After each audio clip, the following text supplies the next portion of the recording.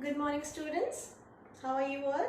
Okay, so all of you take out your English grammar books and copies. Today we'll be starting a very new chapter that is pronouns. Okay, ma'am? Yes, बेटा. आपने जो बोला उसको हिंदी में बोल दीजिए, मुझे कुछ भी समझ नहीं आया, प्लीज मैम।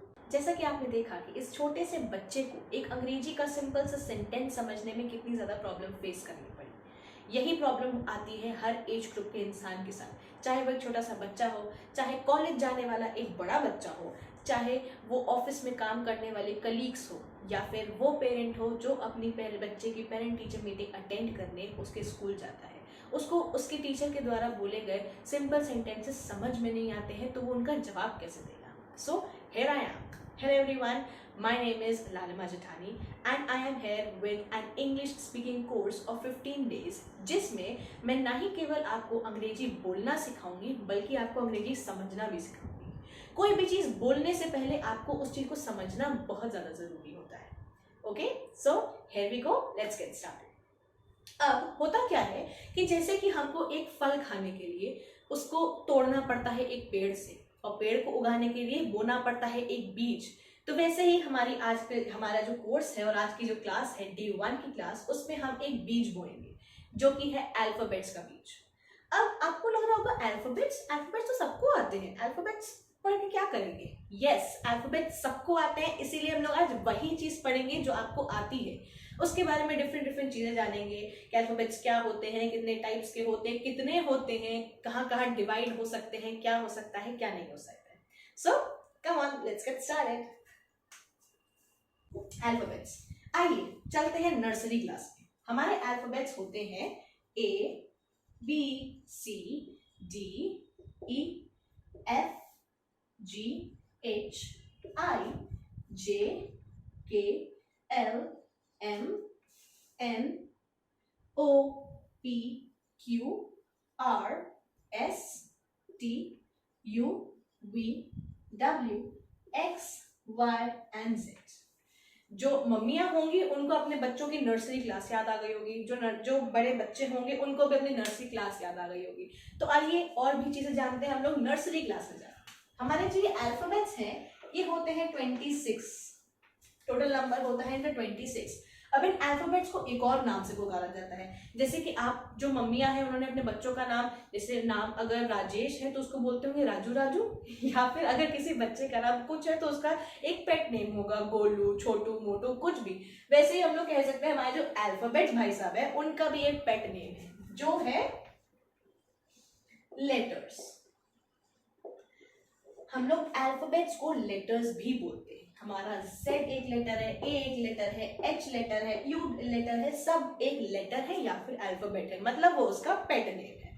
अब जैसे कि हर चीज दुनिया में हर चीज अलग अलग पार्ट्स में डिवाइडेड है। हमारा जो अर्थ है, हमारा जो वर्ल्ड है, वो अलग अलग कंट्रीज में, अलग अलग देश में, अलग अलग स्टेट्स में, अलग सिटीज में डिवाइडेड है। तो हम लोग इन बेचारे अल्फाबेट्स और लेटर्स को क्यों छोड़ दें?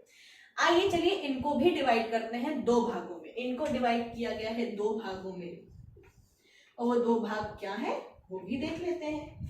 पहला भाग है हमारा वोवेल्स, दूसरा भाग है हमारा कॉन्सोनेंट्स।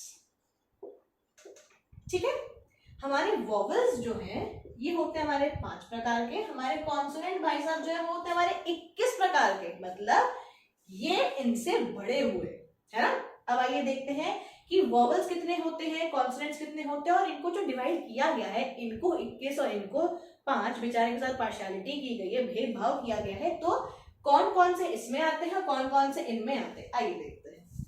इसमें आता है A, E, I, O and U।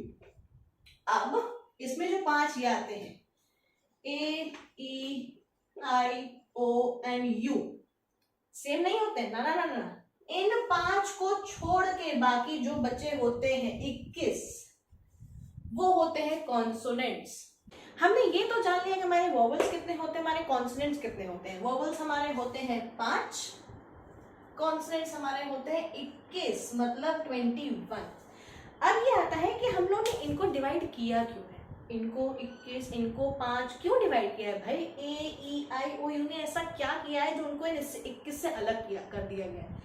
ऐसा तो उन्होंने पाप नहीं किया, लेकिन फिर भी अलग किया है।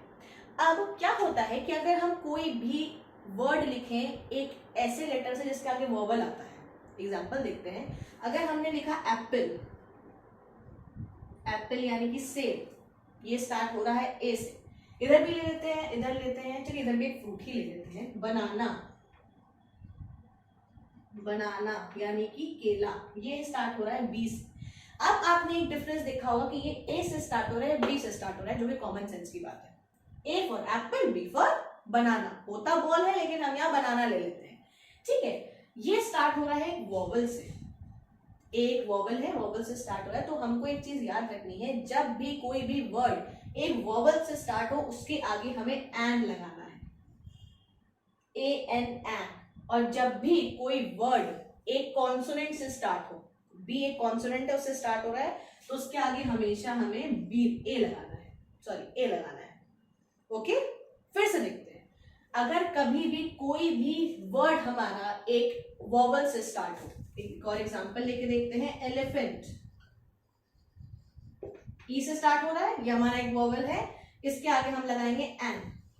यहां ले लेते हैं कैट, सी से स्टार्ट हो रहा है, ये हमारा एक कॉन्सोनेंट है, हमने यहां लगा दिया ए। तो ये चीज हमें हमेशा याद रखनी है। अब लिखते हैं वैन, फिश, स्कूल,